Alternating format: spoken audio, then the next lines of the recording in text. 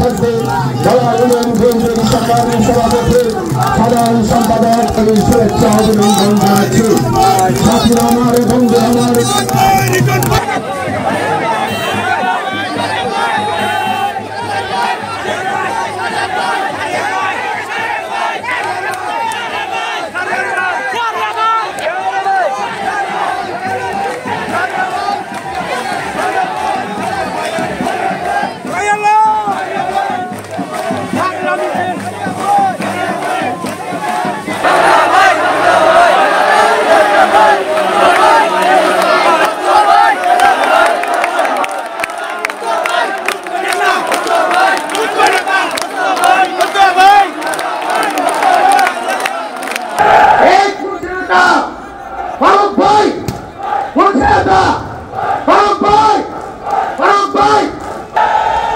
এই জন্য নেতৃবৃন্দ যারা আছেন তারা জেলা বিএনপিকে সময় দিতে হবে, আমাদের কথা শুনতে হবে।